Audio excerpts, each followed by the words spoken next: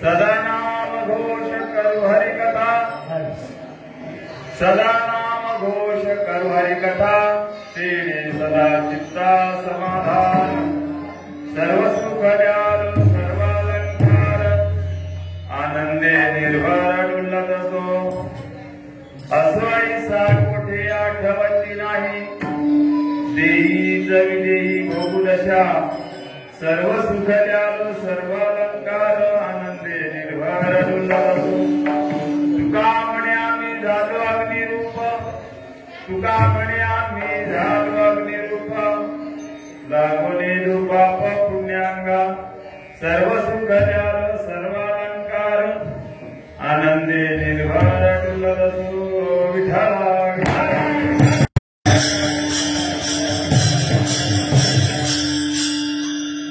सदा नाम घोष कर हरि कथा तेने सदा चित्ता समाधान सर्व सुख द्याल सर्वालंकार आनंदे निर्भर डुलत असो पांडुरंगा करो प्रथम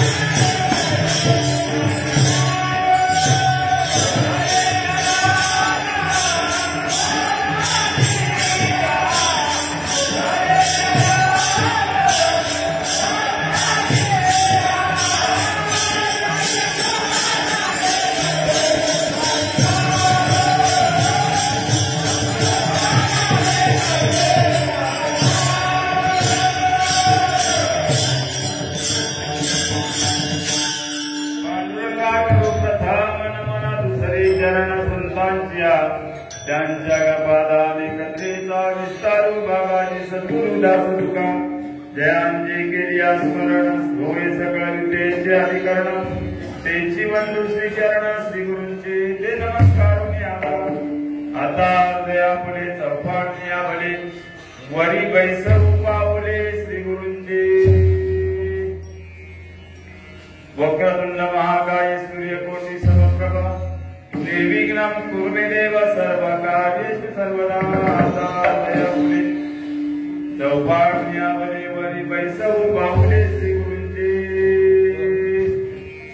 सदा नाम घोष करू हरि कथा तेने सदा चित्ता समाधान सर्व सुख द्यालु सर्वालंकार आनंदे निर्भर डुलत असो प्रस्तुत प्राप्त प्रसंगी कीर्तन रूपी सेवेकरिता घेतलेला अभंग जगद्गुरु जगतवंदनीय श्री क्षेत्र देवनिवासी असे असणारे तुकोबारायांचा हा नामपर प्रकरणातील अभंग आपणासमोर काही चिंतन घडावे या उद्देशाने घेतलेला आहे। या अभंगातून महाराज सांगतात सदा नाम घोष करू हरि कथा तेने सदा चित्ता समाधान सर्व सुख द्यालो सर्वालंकार आनंदे निर्भर डुलत असो। आजचा आपला हा श्री राधाकृष्ण मंदिर पालगड गवळवाडी आणि या मंदिरातील नाम जप यज्ञ अखंड हरिनाम सप्ताह अखंड विश्व शांती नाम जप यज्ञ आणि हा चालू आजपासून सुरुवात त्याची झालेली आहे. मला वाटतं 70 वर्ष या मंदिरामध्ये आपण या राधाकृष्ण मायबापाच्या आपण यथोचित अशी आपल्याकडून घडेल त्या पद्धतीने आपण सेवा करत आलेलो आहोत. याही पुढे करणार आहोत, करावीच लागणार आहे. अशा प्रकारचा आपल्यावर आपल्या पूर्वजांनी आणि सद्गुरूंनी आपल्यावरती सोपवलेला आहे. माझ्या वडिलांची तुझी चरण सेवा पांडुरंगा, अशा प्रकारे वाडवडिलांनी पूर्वजांनी जी परंपरा, जी रूढी आपल्यावर लादलेली आहे ते आपण यापुढे अशाच प्रकारे पुढे न्यायची आहे. आणि त्यात या चिल्ल्या पिल्ल्यांनी कोणतीही तीळ मात्र शंका घेण्याचं कारण नाही. अशा प्रकारचा हा नाम महोत्सव आजपासून सकाळपासून सुरुवात झालेली आहे. उद्या आपल्या या ठिकाणी ज्ञानेश्वरीचं 9-12 अध्यायाचं पारायण होणार आहे.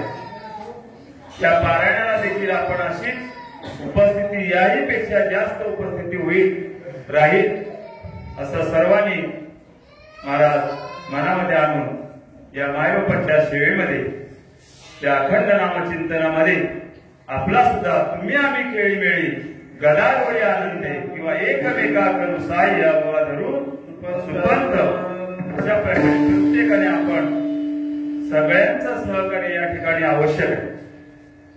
आम्ही दरवर्षी सांगत असतो, कोणी झाडू मारतो, कोणी बैठक घालतो, कोणी जेवायला वाटतो, कोणी पाणी देतो, कोणी पकवान वाजवतो, कोणी वीणा वाजवतो, कोणी नुसते ऐकण्याचं काम करतात, कोणी टाळ वाजून भजन म्हणतात, कोणी कीर्तन करतात. आपले समीर महाराज सालाबाद प्रमाणे शूटिंग करायला आले. म्हणजे अशा प्रकारे वेगवेगळी कामं आपण प्रत्येकावर संपवलेली आहेत. प्रत्येक जण त्या पद्धतीने करत आहे. महाराज यातील या ठिकाणचं, या ठिकाणी घडलेलं पुण्य हे तितकंच जेवढं कीर्तनकाराला तेवढं बसलेल्या मायबापाला देखील तेवढंच पुण्य पदरात पडणार आहे. आम्ही कीर्तन केलं म्हणून आम्हाला जास्त पुण्य अशाचा भाग नाही. सगळ्यांचा सहभाग या ठिकाणी आणि मनापासून काया वाचा मने प्रत्येकाने आपण सेवा करत आलेलो आहोत. हा सप्ताह या मार्च महिन्यात सुरुवात होण्यासाठी आमची मुंबईकर मंडळी, मला वाटतं जानेवारी महिन्यापासून त्याचं नियोजन चाललेलं असतं. जानेवारी महिन्यापासून आपल्याला सुट्टी मिळेल की नाही, 4 दिवस जाता येईल की नाही, गेल्यावर आपल्याला त्या कार्यक्रमात सहभागी होता येईल की नाही, अशा प्रकारे 2 महिने तरी अगोदर सगळ्यांची महाराज तयारी असते. आणि तेव्हा कुठे हा एवढा एकट्याचा नव्हे खेळ म्हणून मेळ मिळविला, अशा प्रकारचा हा आणि समुदाय एकत्र येऊन आपण अशा प्रकारचा हा नामजप यज्ञ, हा विश्वशांती अखंड हरिनाम सप्ताह आपण साजरा करत आहोत.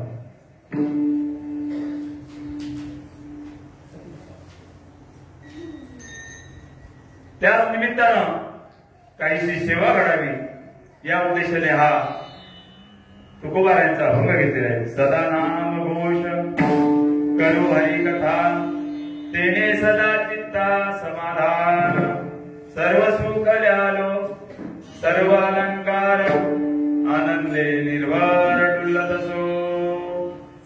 अशा प्रकारे सतत नामघोष तुकोबारायांनी घेतला. नामचिंतनामध्ये मग्न झाले. त्यांनी नामघोष केला, आपल्याला करायला लावलं. ते त्यांनी केला म्हणून ते थांबले नाही.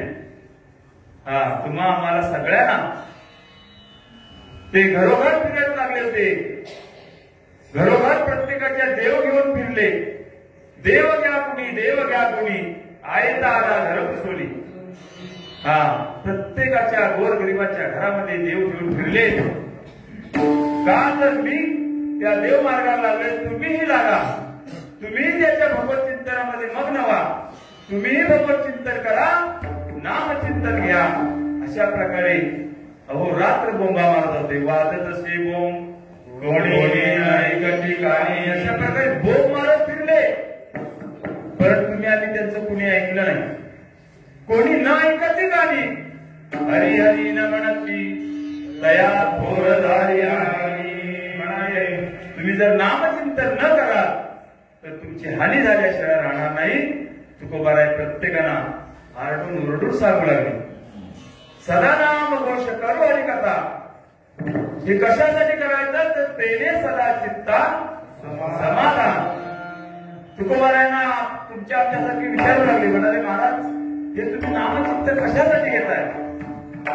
हे नामचिंतन अहोरात्र, काळ नाही, वेळ नाही, दिवस नाही, रात्र नाही, काळ वेळ नाम उच्चारिता.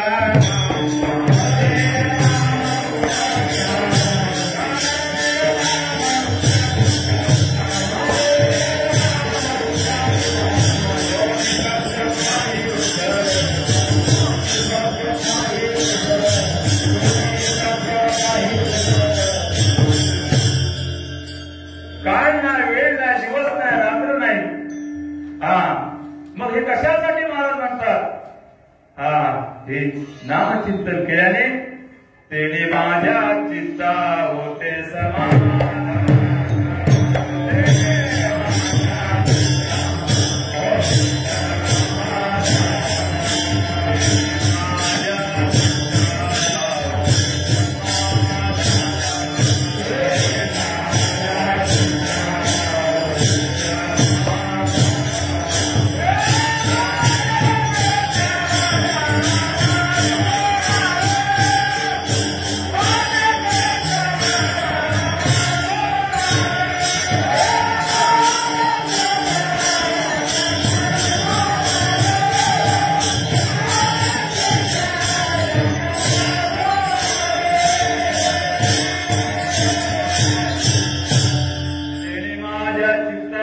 समाधान वाटते चरण न सोडावे.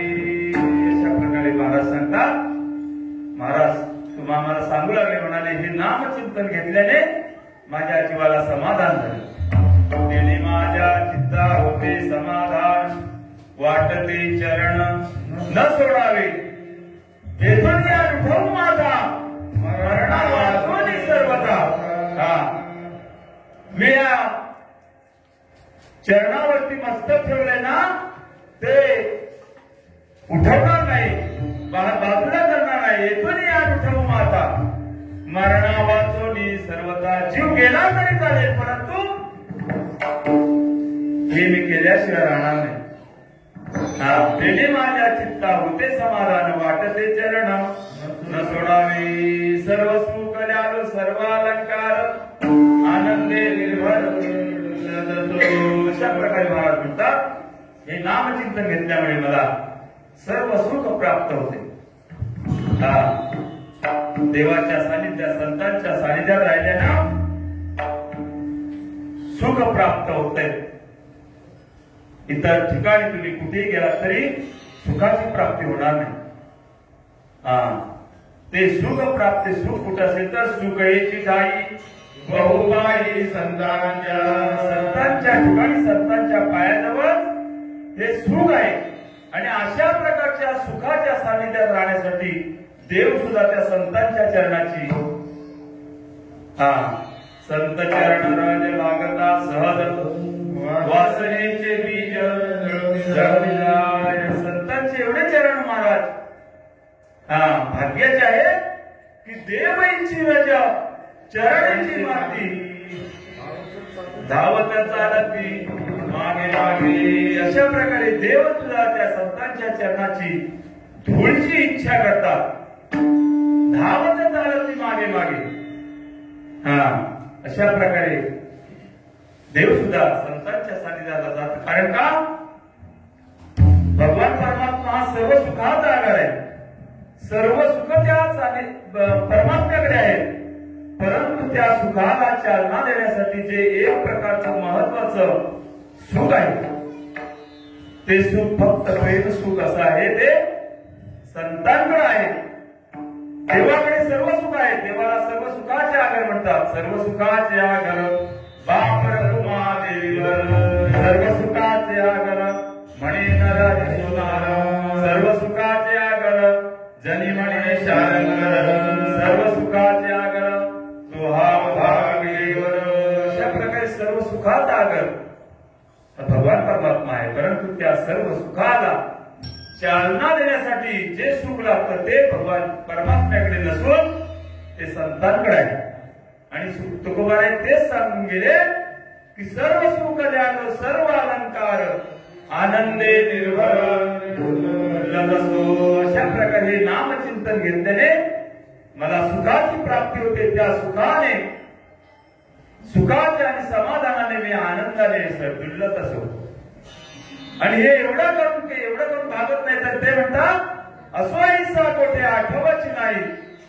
अशा प्रकारे देवाचं नामचिंतन घेतलं पाहिजे की मी कुठे आहे त्याचा भाग राहिला पाहिजे. अस्वाईसा कोठे आठवची नाही देहीच विदेही म्हणजे अशा प्रकारे देह जावो अथवा राहो पांडुरंगी भाव. भगवान परमात्म्याच्या ठिकाणी आपलं लक्ष लागलं पाहिजे, त्याच्या नामचिंतनामध्येच आपलं लक्ष लागलं पाहिजे. आणि हे करू तेव्हाच आपल्याला सुखाची प्राप्ती होईल. सर्व सुख द्याल सर्व अलंकार आनंदे निर्भर दुर्लभसो. पुढे जाऊन सांगतात तुका म्हणे आम्ही झालो अग्निरूप लागोने दुपाप पुण्यांगा. अग्निरूप म्हणजे अग्नीत शिरायचं नसतं, अग्निप्रमाणे कापुराच्या वाटी उजळल्या ज्योती ठाईचं समाप्ती झाली जैशी, त्याप्रमाणे तुकाराम महाराज म्हणतात आम्ही झालो अग्निरूप लागोने दुपाप पुण्यांगा. अशा प्रकारे अग्निरूप झालं की कोणत्या प्रकारचं पाप आपल्या अंगावरती लागणार नाही, अंगाला लागणार नाही. आणि म्हणून सर्व सुख द्याल सर्व अलंकार आनंदे निर्भर डुलतो विठ्ठला.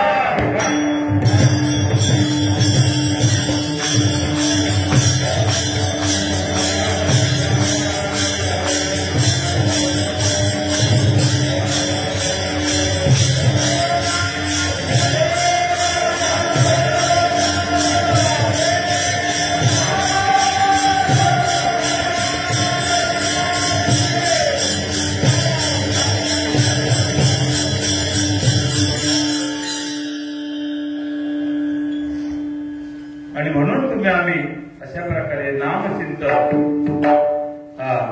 केलं पाहिजे.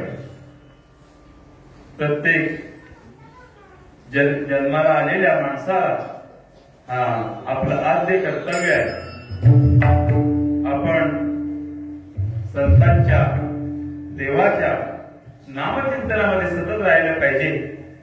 असं या अभंगाद्वारे तुकाराम महाराज आपणाला सांगत आहे. तुकाराम महाराजांची भरपूर श्रीमंती होती. पैसा अडका धन द्रव्य भांडी कुडी लत्ता कपडा सर्व काही त्यांच्याकडं भरपूर होतं. त्यांना आरामात बसून खाता आलं असतं. परंतु तुकोबारायांना कळून चुकलं की या धनद्रव्य संपत्तीमध्ये काय आहे तर आपल्याला दुःख प्राप्त होणार आहे. या संसारात या प्रपंचात दुःखाची प्राप्ती होणार आहे. याच्यामध्ये आपल्याला सुख मिळणार नाही. म्हणून असलेली गडगंज श्रीमंती गोरगरिबांना वाटून टाकलं. कपडा लत्ता पैसा अडका धन द्रव्य सर्व गरिबांना वाटून टाकलं.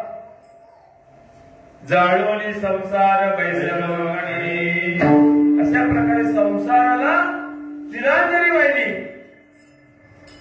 कारण त्याला कळून चुकलं संसार दुःख मूळ या दुःखाला कारणीभूत असेल तर हा संसार आहे. त्यानेच अभंग लिहिले आणि त्याला कळून चुकला की या प्रपंचामध्ये संसारामध्ये महाराज कितीही करा तरी तुम्हाला दुःख आहे. दुःखवा नवरी आहे हा संसार.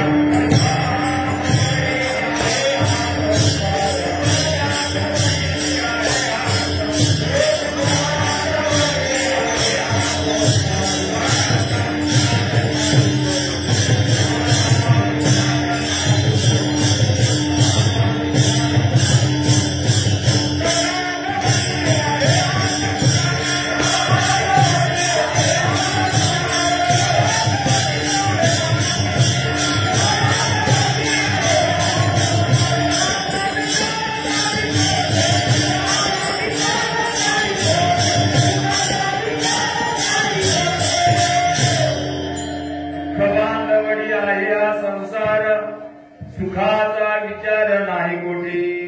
अशा प्रकारे संसार प्रपंचामध्ये दुःख प्राप्त होणार. म्हणून महाराजांनी हे संसार प्रपंच सोडला. संसारावरती तुळशीपत्र वाहिलं. जाळून संसार बैसर अंगणी. संसाराच्या नावे घालून या शून्य वाढत हा पुण्य धर्म केला.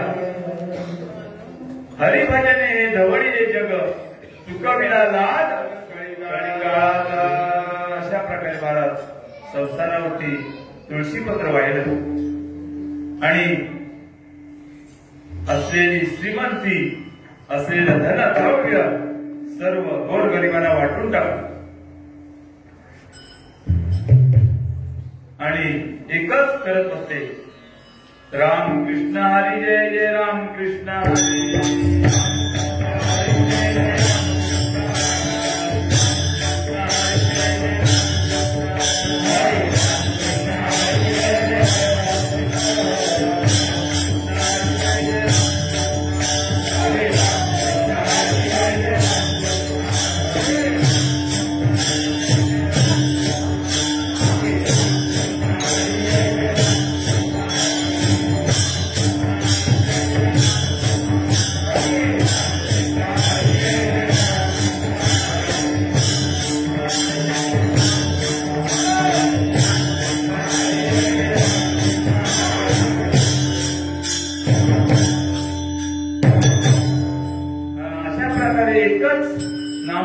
करत बसले.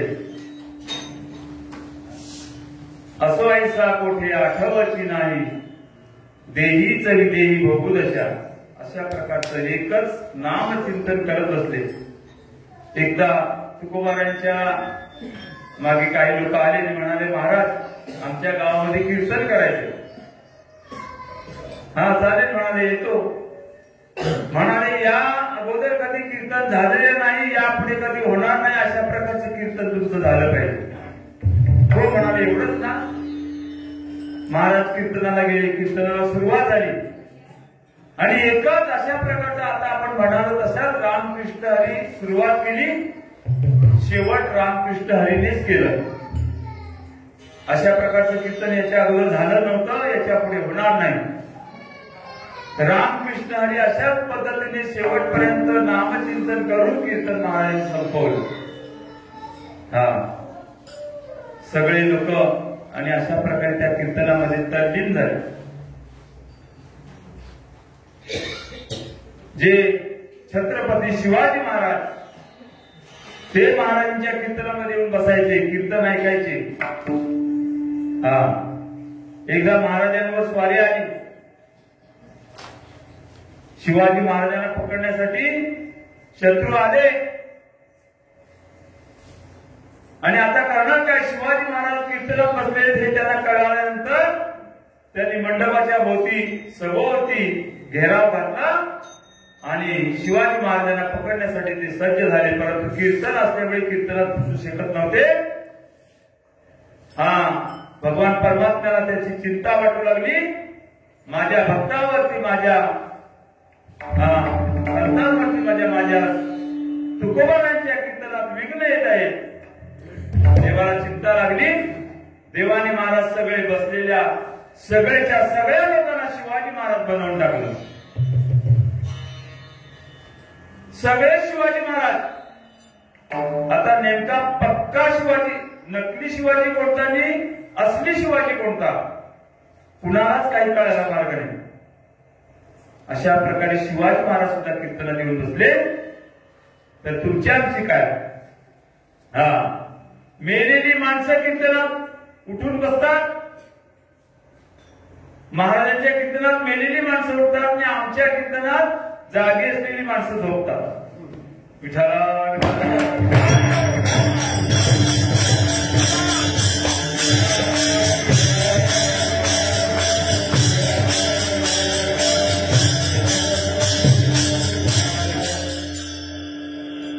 म्हणून अशा प्रकारे त्यांच्याकडे असलेलं सोनं नाणं हे गोरगरिबांना देऊन टाकलं.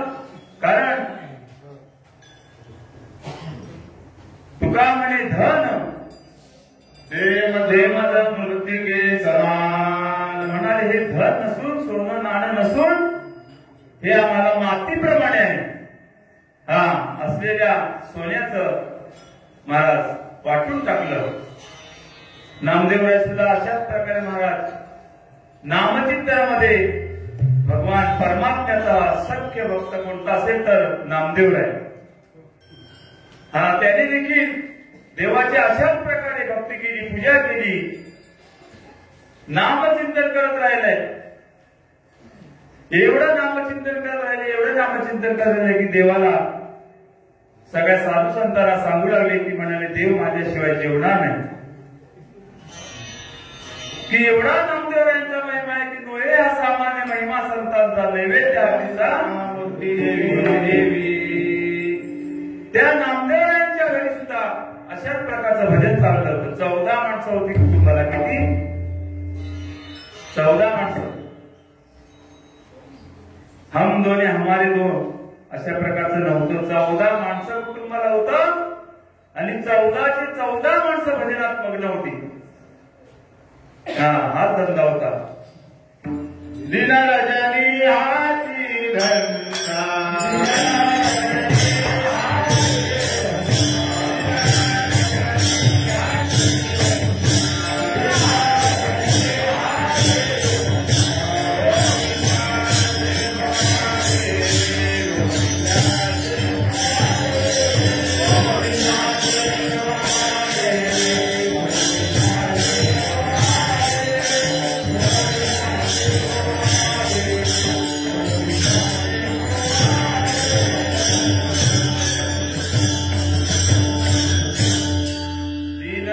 हाती धंदा गोविंदाचे पोवाडी मुखी गातो गीत वाजवितो टाळी नाचतो राहुळी प्रेम सुखी.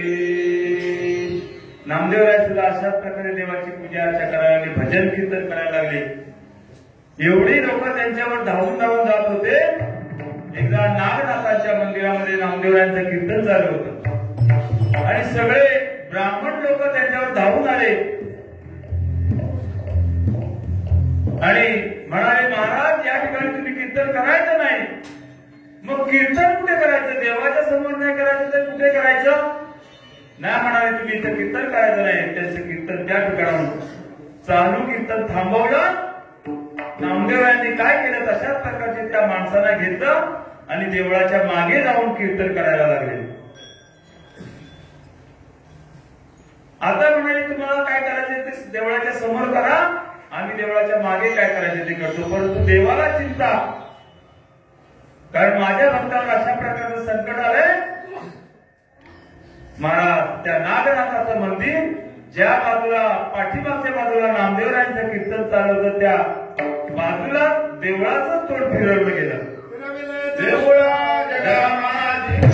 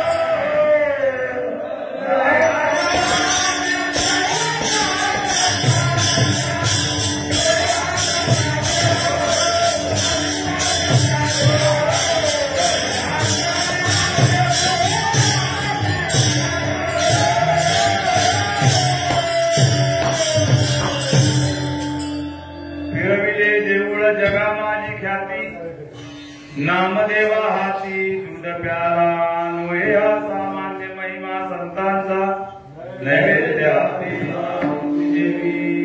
अशा प्रकारे साधू संत महात्म्यांचा महिमा आहे. त्यांना सोनं नाणं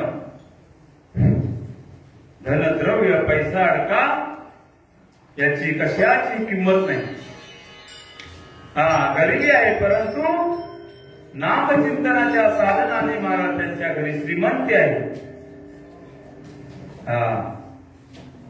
एकदा नामदेवराय बाहेर गेले असताना त्यांच्या पत्नीनं त्यांच्या शेजारणीकडून एक परीस घेतलं होतं. कारण तिची परिस्थिती एकदम हलाखीची होती. घरी पैसा अडका भांडी कुंडी कपडा लत्ता काहीही नव्हतं. अन्न वस्त्र निवारा आपल्याला लागेल तेवढ्या कारणापुरेसच आहे एवढ्यावर समाधान मानलं होतं नामदेवरायांनी. परंतु त्यांच्या पत्नीला ते काही पटलं नाही. म्हणाले परिसा भागवताच्या घरामध्ये भरपूर काही धनद्रव्य संपत्ती भरपूर आहे. म्हणाले हे कशापासून तुझ्या घरी निर्माण झालं. नामदेवरायांच्या पत्नीने विचारलं. तिने सांगितलं आमच्या मालकाने एक परीस आणलाय. त्या परीस असं आहे असतं की त्या लोखंडाला लावल्यानंतर ते लोखंड परिसाच्या साह्यानं सोनं होतं त्याचं. मग म्हणाले एका दिवसासाठी मला फक्त तुझं परीस दे. त्या पद्धतीने पैसा भागवतांच्या पत्नीनं नामदेवरायांच्या पत्नीला ते परिसाचा खडा दिला. एका खड्याच्या द्वारे परिसाच्या द्वारे असलेल्या सर्व लोखंडाला त्याने स्पर्श केल्यावर सर्व सोनं झालं. नामदेवरायांच्या पत्नीनं त्या सोन्यातून सोनं सोनाराकडे नेलं विकलं आणि अजून काही खरेदी करून महाराज सगळं लकलकाट करून ठेवलं घरामध्ये. थोड्या वेळाने नामदेवराय गेले पाहतात तर आपल्या घरामध्ये अशा प्रकारचे लकलकाट का सर्व सोनं सोनं दिसत आहे. आले घरामध्ये विचारलं. म्हणाले हे कशापासून झालं कशामुळे झालं. तर म्हणाले तुमच्याजवळ सांगते परंतु कुणाला सांगू नका. कारण बायांची जात अशीच आहे. ती एकीला सांगते आणि काय म्हणतं सांगताना सांगते तुला म्हणून सांगते दुसरं कोणाला बोलू नकोस. ती सुद्धा दुसरीला तशीच सांगते तिसरीला तशीच सांगते. म्हणता म्हणता म्हणता गावाला सगळ्या कळून जात. तिने सांगितलं म्हणाले तुम्हाला सांगते परिसा भागवताच्या पत्नीकडनं मी म्हणाले परीस आणला आणि ते परीस या सगळ्या लोखंडाला लावलं आणि ते लोखंड सोनं झालं आणि त्या सोन्यापासून अशा प्रकारे आपलं चमत्कार घडवून आणलाय बदल घडवून आणलेला आहे. नामदेवरायांना ते काही पटलं नाही. कुठे आहे परीस म्हणाले मला दाखव. कसा असतो तो जरी दाखव. नामदेवरायांच्या पत्नीने तो परिसाचा खडा नामदेवरायांच्या हातात दिला घेतला आणि नामदेवराय परिसाचा खडा हातामध्ये घेऊन चंद्रभागेच्या वाटेने पडू लागले. चंद्रभागेच्या तीरावर गेले आणि चंद्रभागेच्या पाण्यात तो परीस फेकून दिला. पुन्हा तशाच परत मामाने घरी आले. कुठे म्हणाले धाव धाव केला. नामदेवरायांनी सांगितले म्हणाले तो परीस आपला नव्हता. तो परीस चंद्रभागेत टाकून गेला. अहो म्हणाले काय तुम्हाला वेळ वगैरे लागले की काय. तो परीस म्हणाले आपला नव्हता. तो परीस पैसा भागवतांच्या पत्नीकडनं मी घेतला होता. आता म्हणाले मी काय सांगू. काय म्हणाले हरकत नाही तू काहीच सांगू नकोस. ती खडा मागायला तुझ्याकडे आली परीस मागायला आली की माझ्याकडे पाठव. तोपर्यंत परिसा भागवताला कळालं की आपल्या जवळचा असलेला परीस नामदेवरायांच्या घरी गेलेला आहे आणि तो खडा नामदेवरायांनी चंद्रभागेत टाकलेला आहे. परिसा भागवत तावातावाने नामदेवरायांना धावून आले. म्हणाले नामदेवराय म्हणाले काय माझा परिसाचा खडा चंद्रभागेत टाकला. म्हणाले तो खडा जर तुम्ही मला काढून दिला नाही तर म्हणाले तुमचं काही खरं बरं नाही. हो चला म्हणाले. नामदेवराय परिसा भागवताबरोबर गेले आणि ओंजळीत येतील तेवढे खडे त्यांनी वरती काढले. पाण्यातून ओंजळीत येतील तेवढे खडे वरती काढले सगळे मंडळीत आलेले सगळेचे सगळे परीस होते. नामदेवरायाने सांगितले याच्यातील तुझा परीस कोणता तो ओळख आणि तो एकच तुझा परीस काढून घे, बाकीचे मला चंद्रभागेत टाकायचे. हा परिसाबाबत आश्चर्यचकित झाला. म्हणाले काय महिमा साधू संतांचा आहे, एक खडा माझा चंद्रभागेत टाकून दिला, परंतु असे अनेक खडे परिसा भागवताला नामदेवरायाने चंद्रभागेच्या पाण्यातून काढून दाखवले. म्हणून महाराज सांगतात नोहे हा सामान्य महिमा संतांचा. अशा प्रकारचा अगाध महिमा साधू संतांचा आहे. आणि तो कशामुळे झाला, त्याने सतत घेतलेल्या नामचिंतनामुळे. विठाला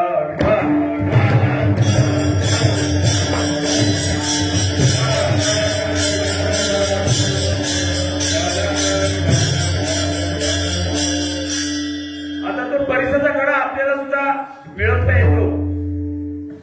परीस कुणाला माहित नसलं तर त्याचं मी सांगून ठेवतो परीस कसा मिळवायचा. पावसाळ्यात वीज चमकते, वीज ते वीज चमकून जाते किती वेळा, किती वेळ लागतो, 5 मिनिटं, 10 मिनिटं, 1 तास, किती सेकंदात, 1 सेकंदात ती वीज चमकून जाते. त्या चमकण्याच्या विजेच्या चमकण्याच्या कालावधीत एक खडा आपण उचलायचा आणि टॉवेलात बांधून ठेवायचा. त्या कालावधीत मग तो खडा परीस होतो. प्रत्येकाने पावसाळ्यात करून बघा, प्रयत्न करा. एखाद्या सक्सेसफुल झाला तर तो परिसाचा खडा आपण सगळ्यांच्या घरामध्ये फिरवू. प्रयत्न करा. वीज चमकण्याच्या कालावधीत एक खडा उचलायचा, दगडाचा खडा उचलायचा आणि रुमालात बांधायचा आणि बाजूला ठेवायचा. 3 वेळा सोडायचा बांधायचा. एकदा तरी बाजूया. हा अशा प्रकारे परीस मिळवण्यासाठी आपल्याला उपाय केला तर तो परीस आपल्याला देखील मिळेल, परंतु सहज शक्य ते मिळणं कठीण आहे.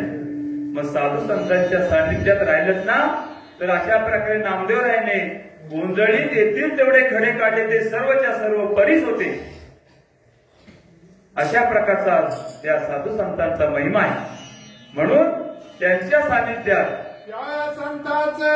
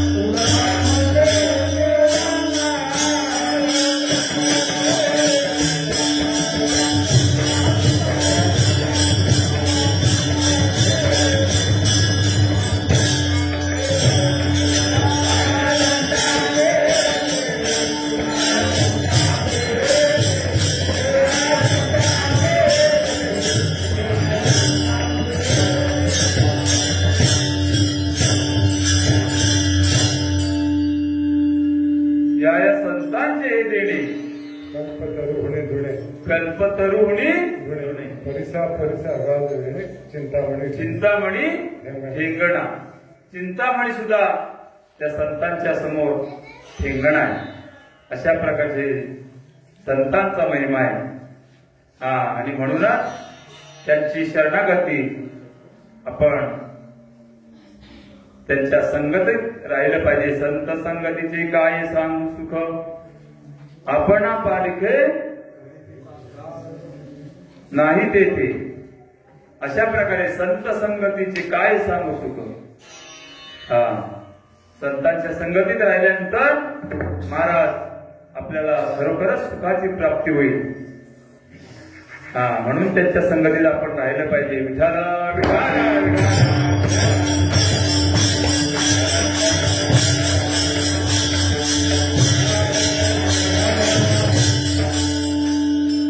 आणि त्यांच्या सानिध्यात राहून आपल्याला सतत ते जसं नामचिंतन करतात तसंच आपल्याला देखील करावं लागेल. ते अभंगाच्या प्रथम जगातून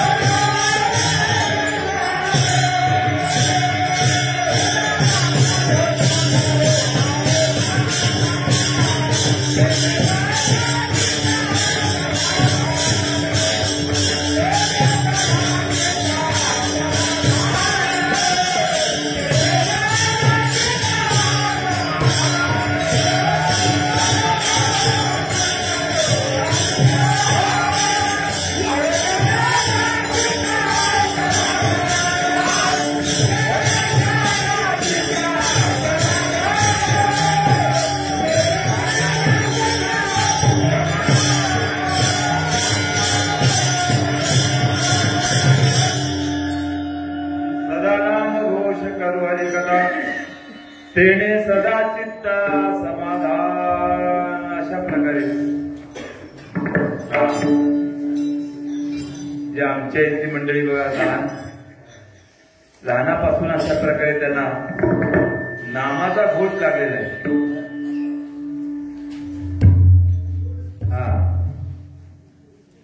तो शेवटचा नंबरचा माणूस आहे ना, 60 वर्षाचा आहे. आता उद्या परवा येऊन का तो फेटा बांधणार. फेटा बांधायच्या तयारीने तो मुंबईवरून इकडे येतो. सगळ्यांनी हजर राहा. 2-3 दिवस कशी मजा मारतात ती बघा.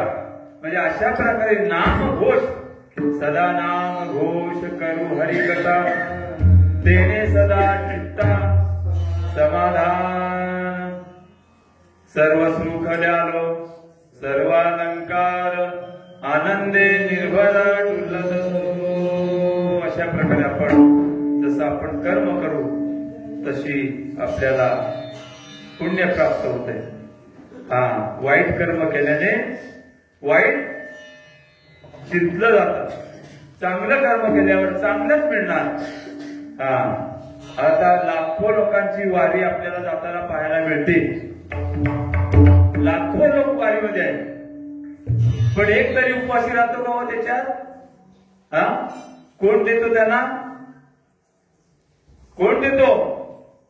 जाताना काही सोबत घेऊन जात असतील नसतील काय सांगू शकत नाही, परंतु लाखो लोक आहेत, परंतु एकही त्यातला उपाशी राहत नाही. एवढं नामचिंतनामध्ये एवढी ताकद आहे.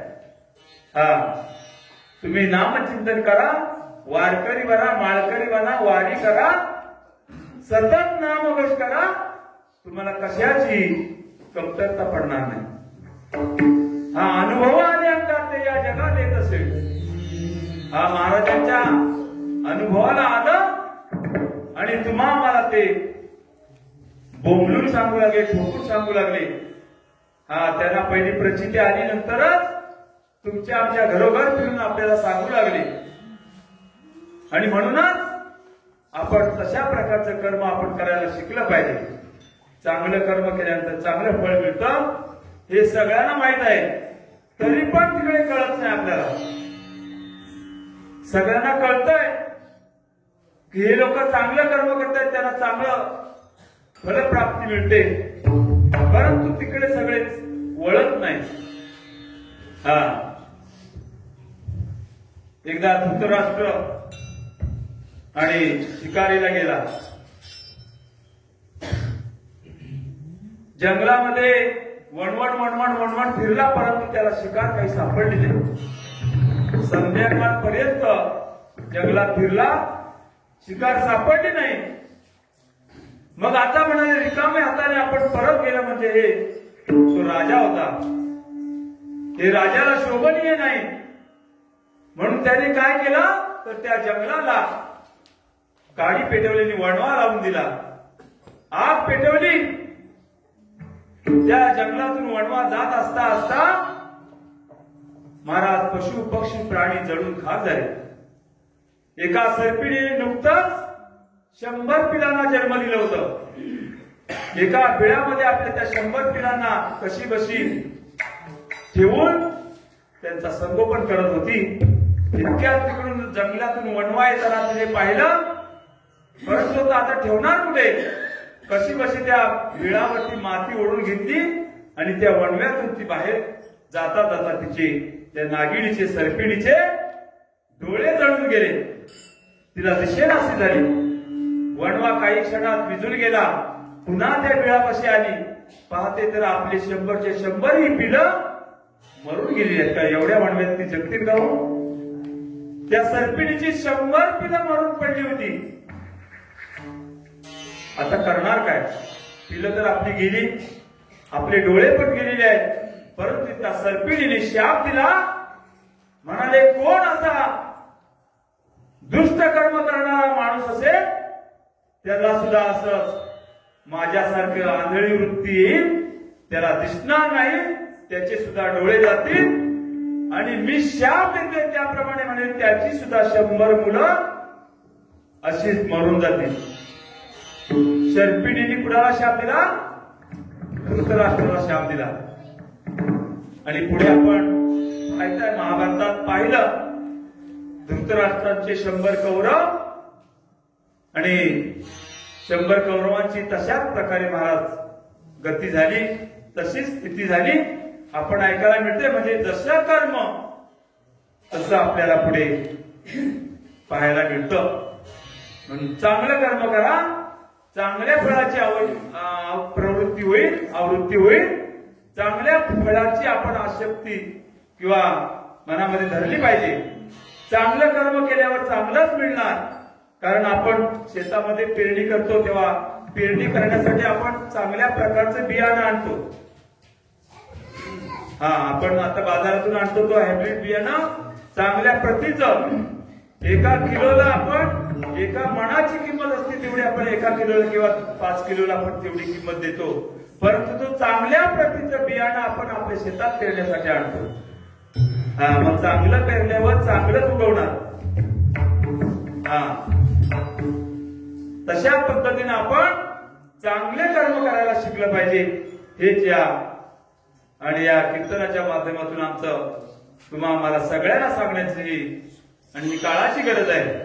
आणि म्हणूनच या नामचिंतनाच्या सप्ताहाच्या निमित्तानं आपल्या सर्वांना विनंती, आपण सगळ्यांनी मिळून अशा प्रकारचं चांगलं सत्कर्म करायला शिकलं पाहिजे. विठाला विठाला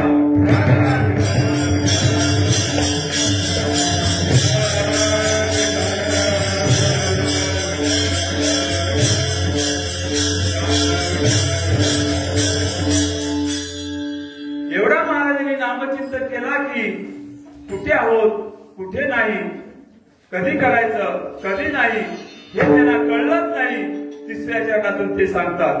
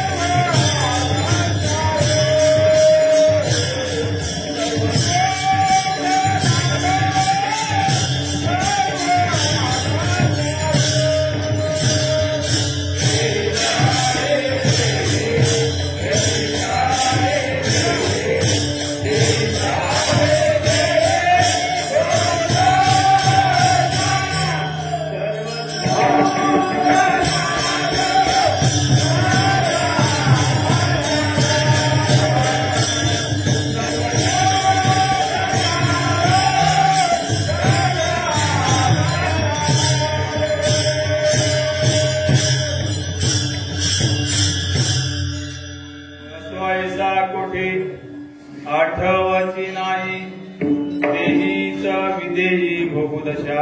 अशा प्रकारे आपण महाराजांप्रमाणे आपण कुठे आहोत, कुठे नाही, असो ऐसा कोठे आठवची नाही.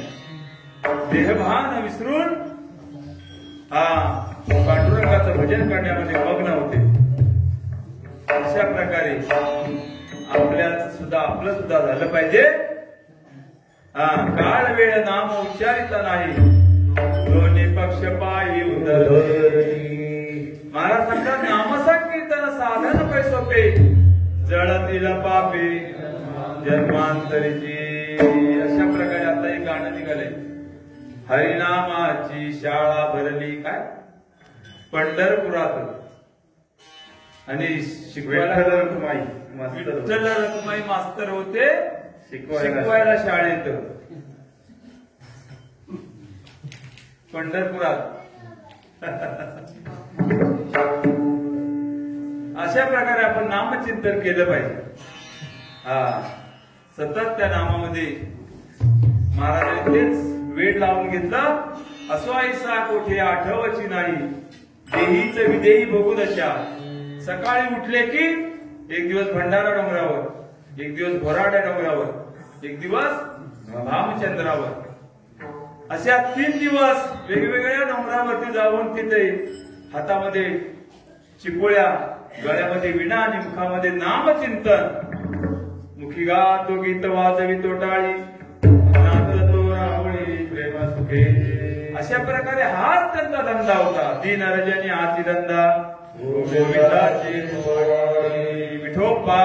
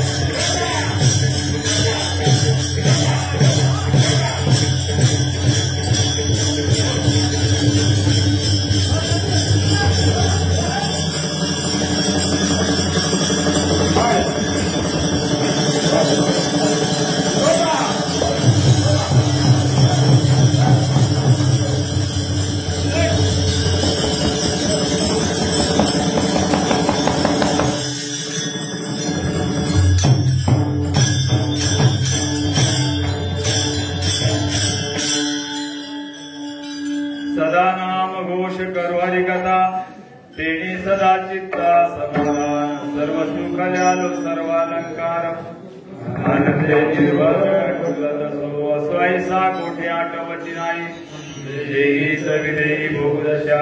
तुका म्हणे आम्ही झालो अग्निरूप, लागोने दुपाप पुण्यांगा. सर्व सुख द्यालो सर्व अलंकार, आनंदे निर्भर डुलत असे. एवढा तुकोबारांनी नामचिंतन केला की ते म्हणायला लागले, जगा काळ खाय आम्ही माथा दिला पाय. काळ हा जगाला काळ खाणार आहे, परंतु त्या काळाच्या माथ्यावर आम्ही नामचिंतनाच्या जोरावरती त्याच्या माथ्यावर पाय दिला. जगा काळ खाय आम्ही माथा दिला पाय. अशा काळाला आपण तुम्ही आम्ही सर्वजण घाबरत असतो. प्रत्येकजण बाळा काल घाबरला, डॉक्टरकडे सकाळी जाऊन आला. कारण का आता आपल्यावर काय वेळ येते की काय, प्रत्येकाच्या मनामध्ये आपली भीती आहे. हा कधी त्या काळाची झडप आपल्यावर पडेल सांगू शकत नाही. ताटातला घास ओठात येईपर्यंत सुद्धा आपल्याला भरवसा. काळाची बावडी पडेल माझे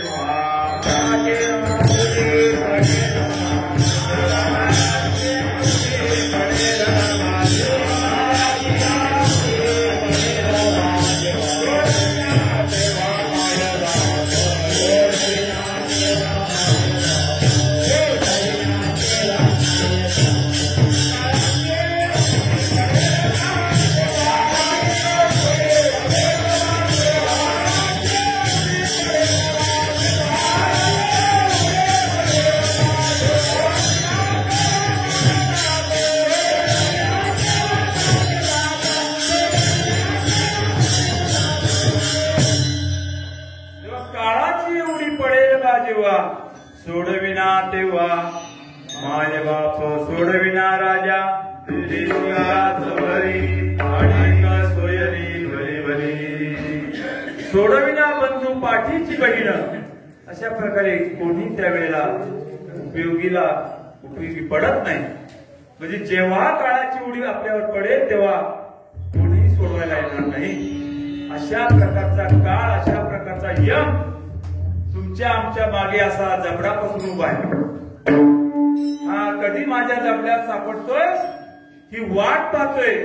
घडी घडी काळ वाटयाची पाय अजून किती आहे काळ वाट पाहतोय. हा असाच तो काळ यमराजा एकाच्या घरी पाहुणा आला. यम आता पाहुणा आल्यावर आपण काय घाबरला परंतु घाबरून करणार काय. समोर आपल्या वाघ आला की आपण त्याला वाघोबा म्हटलं काय आणि वाघ म्हटलं काय. वाघ म्हटला तरी खाणार, वाघोबा म्हटला तरी खाणार, महाराज म्हटला तरी खाणार. तशा प्रकारे तो काळ आलेला आपल्या घरी पाहुणा आलाय. तो नेण्यासाठीच आलेला आहे हे त्याला समजलेलं आहे.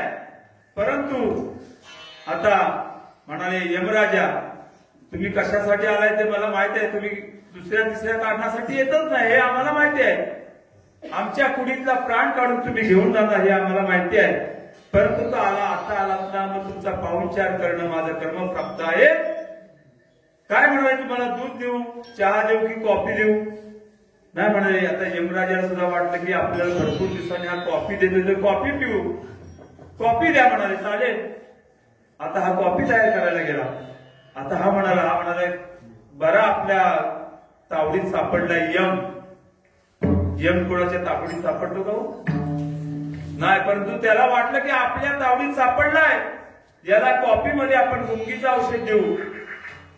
गुंगीचं औषध त्या कॉफीमध्ये मिसळलं आणि यमराजाला प्यायला दिलं. यमराजाने ते घटा ती कॉफी प्यायली. थोडा वेळ गेला आणि त्याला गुंगी येऊ लागली. एवढी गुंगी आली की तो गुंगीने झोपून गेला. तेवढ्या त्यांनी काय केलं यमराजाने एक चोपडी आणली होती. कारण कुणाचा नंबर कधी कधी लागणार आहे त्या चोपडीमध्ये लिहिलेलं होतं. प्रत्येकाच्या नावानिशी यादी तयार होती चोपडीमध्ये. आता त्याच्या चोपडी उघडून पाहिली तर एक नंबरला त्याचं नाव होतं. कुणाचं ज्याच्या घरी पाहुणा आला होता त्याचं. त्यालाच नेण्यासाठी तो आला होता.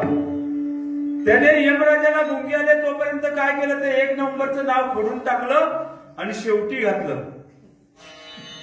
शेवटी 100-150 नावं होती त्याच्यामध्ये शेवटला घातलं. आता त्याला वाटलं आजचं मरण तरी आपलं चुकलेलं आहे.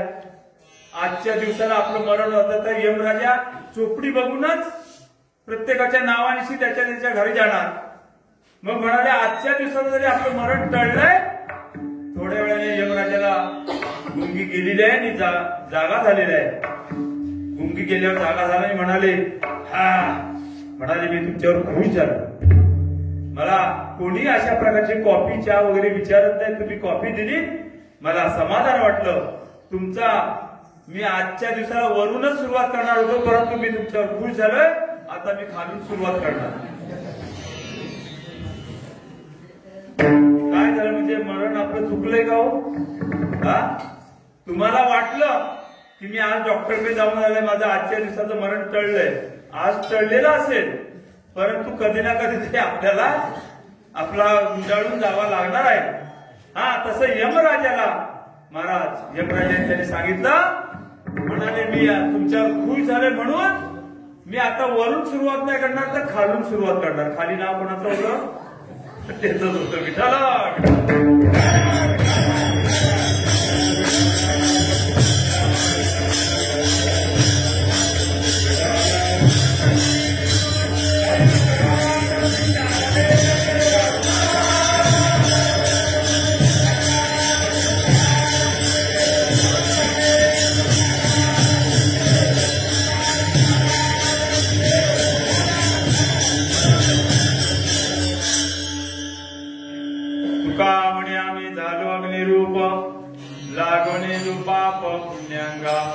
सर्व सुख आलो सर्व अलंकार आनंदे निर्भर डुलत असो ज्ञानेश्वर माऊली